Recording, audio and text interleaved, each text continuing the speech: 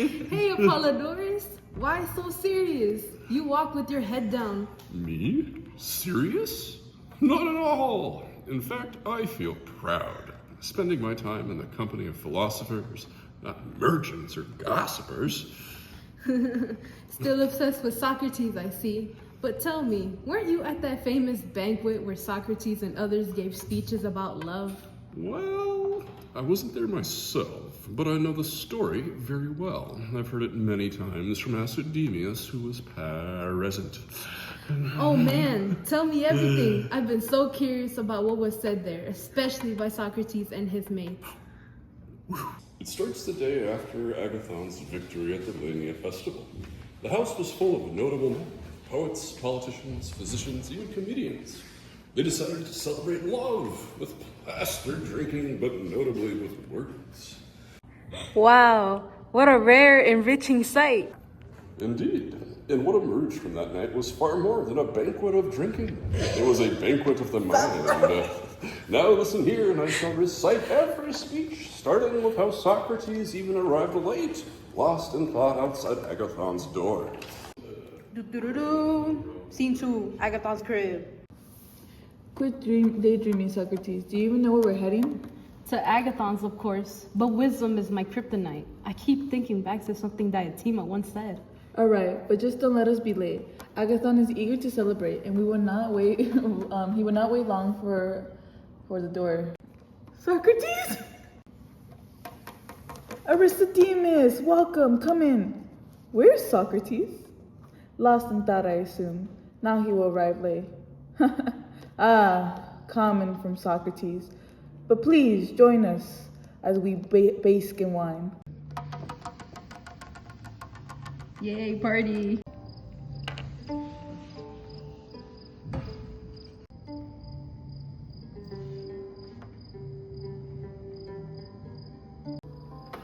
Let's commence.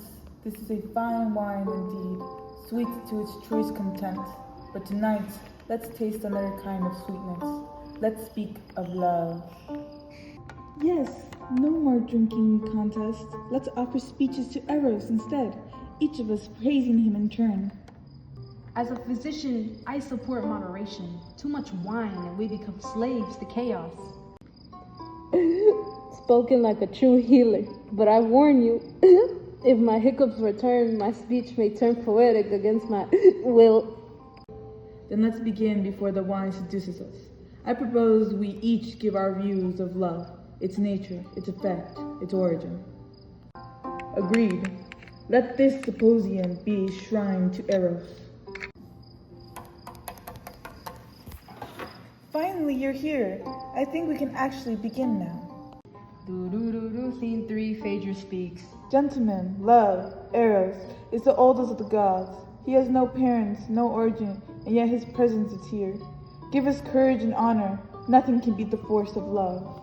There's something noble in that, Phaedrius. Even Achilles, they say, chose death for a patroclus. Exactly. That is the power of love. It drives us to glory. The shame of failure or disapproval in front of our loved ones compels even the sympathetic to become heroes. So we owe our heroes based on the blush of love? Do not mock what is true. Have you never been lifted by greatness, by love, Astrophanes? Lifted, maybe, but not always towards greatness. May I say something about your comment, Phaedrus, that points to love's role in the soul's longing? Do we basically praise love really for bravery? Not really, Socrates. But consider this. Without love, who takes shame? Sacrifice everything for virtue. Eros teaches us to strive. Then let's drink to that, the oldest god and the greatest motivator. Scene 4, Pausanias speaks. Phaedrus, you did good speaking on love, but I think we should go deeper. Not all love is noble, but there are actually two types of love. One is considered common and the other heavenly. What kind of causes hiccups? Likely the common one. Born of Virgo desire, basic urges, inspires love that seeks only the body, the like lust and not the soul. And the heavenly? That inspires a nobler love, love between men that brings wisdom, character, and virtue by mutual admiration in the pursuit of excellence. So you say then this is a hierarchy of love? Heavenly to be celebrated and common to be shunned? Not shunned, but understood. When love aims for personal improvement, then it deserves praise. But when it chases bodily pleasure, it serves no higher purpose. You speak well about this, Pausanias. But tell me, can one always tell the difference? Might not one form of love disguise itself as the other? That's an excellent question, which is why we must question our motivation as well. If love for the sake of goodness, not gain, then our love is heavenly. If not, we must be cautious. To cautious lovers then, may they always know which Aphrodite they serve. Scene 5, Erica Marcus speaks. I appreciate your commentary, Pausanias. As a physician, I speak from the perspective of nature and the body. Love is not just a human passion, it is a cosmic force present in all things. So love is now a physician then? Yeah, love governs harmony in the body, just as music does in rhythm and medicine and health. A good physician must know how to nurture the right kind of love among the elements.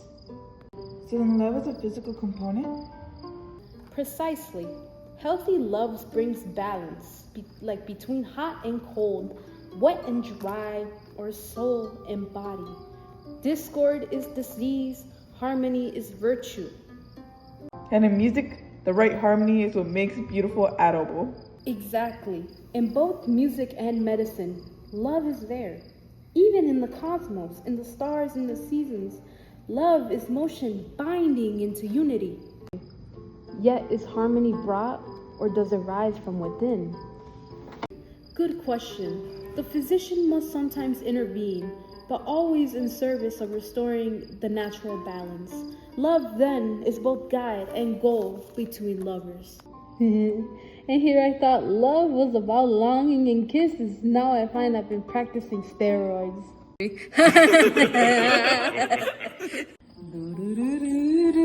Scene 6, Aristophanes' speech. Well, my friends, I hope you're ready, for I shall tell a tale of grand virtue and courage. I bring a myth that might explain love no other speech could tonight. Aristophanes, your tale is always bringing warm color to our event. What do you see? Imagine that once upon a time, humans were not as you see us now. No, but quite different. Double fused back to back with 2 faces, 4 arms, and 4 legs. Sounds like a monster more than a man. Monster? Maybe, but complete being. These were 3 kinds: male, male, female, female, and male, female. Each whole perfect in strength and spirit. A curious thought indeed, but how did these beasts come to be? Here's the tale twist. The gods, fearing for their power, split them in 2. Now each half wanders, forever searching for its other half to become whole once more. Therefore, love is the yearning of reunion?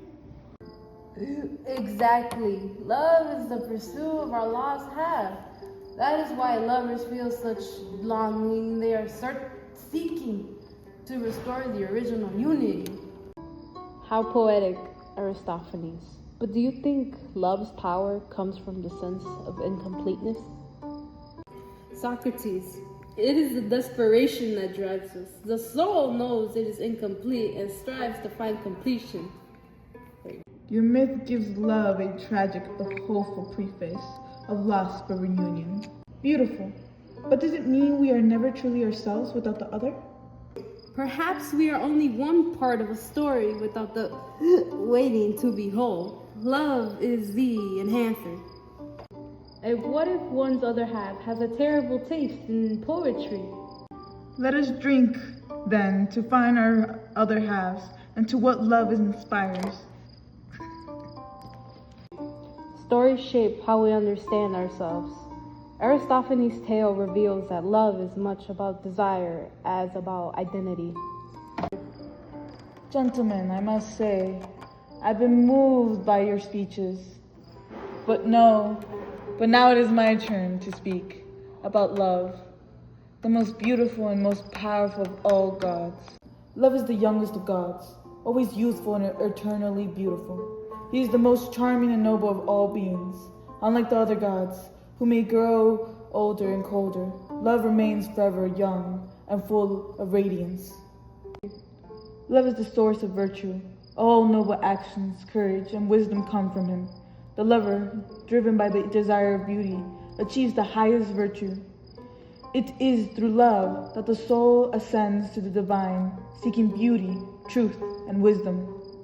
Love is the God who brings the soul closer to the divine. He is the son of Aphrodite, the goddess of beauty. Therefore, love himself is an embodiment of beauty and goodness. Love is not just the source of beauty. He gives us the strength to achieve great things. Without love, we would be incomplete, but with him, we can reach the highest heights, virtue, greatness, and happiness. So let us praise love, the most divine and powerful of all gods, for it is through him that all beauty and virtue flow. Agathon, your speech is beautiful, full of praise and admiration for love.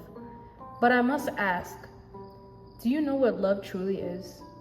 You've told us of love's power and beauty, but what exactly is love himself? In fact, the beautiful and the virtuous, as you described. Or is it possible that love is not the beautiful itself, but rather the desire for beauty? Perhaps love is not what he desires, but the longing for it. In other words, if love is in the need of beauty, does that not make him in fact lacking? And if he is lacking, how can he be the embodiment of the perfection, as you say? Brothers, listening to all your speeches tonight, each one honors love in its own way. But I must share with you what I learned from a woman named Diotima, a wise one who taught me that love is far more complex than mere desire or affection. Diotima, a woman teacher? That is unusual, Socrates. Indeed, Agathon. But wisdom holds no bounds. Diotima showed me that love is neither God nor mortal, but a spirit that bridges the two. A spirit between gods and men? How so? Love longs what it lacks for beauty and goodness. It is born of poverty and resource, always seeking fulfillment but never satisfied. Sounds troublesome. A spirit always chasing something. Yes, restless indeed. But Diotima taught me that love's greatest purpose is not to possess beauty, but to give birth in beauty. Not only physical children, but also in mind and soul. Birth in mind and soul? Explain, Socrates. A lover desires immortality through creation of offspring. Yes, but also through the pursuit of wisdom. Love drives us to create and leave something external. So love is a divine madness, inspiring greatness beyond ourselves. Precisely, ascending the soul from love of a single beautiful body to love all beautiful bodies, then to love of beautiful minds, and finally to the love of beauty itself, pure, eternal. So love is also cosmic, governing harmony beyond human desire? Yes, love orders the universe, inspiring harmony in body, soul, and cosmos. It is a creative force behind all life and order. Such a vision transforms love from mere passion to divinity. And yet it begins with a woman's teaching. Wisdom often comes from unexpected sources. It is love itself that guides us to seek, to create, to transcend. To Diotima and to love, the eternal bridge between gods and men. Final scene! Friends, philosophers, how could you leave me out of the celebration of love? I demand my turn. Alcibiades, your timing is impeccable as always. Come, join us. Though I warn you, we had some serious talk. Seriously? Not sure that would deter him. Serious is good, but where's the fire, the passion? Love without fire is like wine without a kick. Alcibiades, you bring a different kind of wisdom, one forged in the heat of life's passions. And speaking of passion, none can match this man here. Socrates, my old tormentor, my inspiration. Tell the others, how do you endure my company without losing your mind? It is not madness to be with you, but a test of patience and love. Alcibiades, we heard many speeches tonight. What new words will you add? 1, 2, 3. I speak not of love's ideals, but its reality.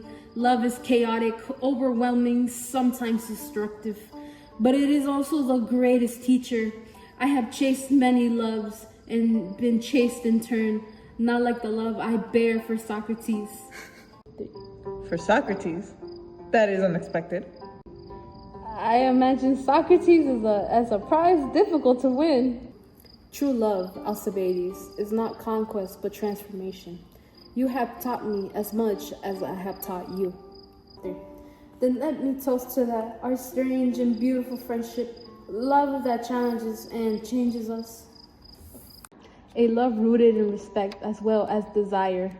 And plenty of stories to tell afterwards.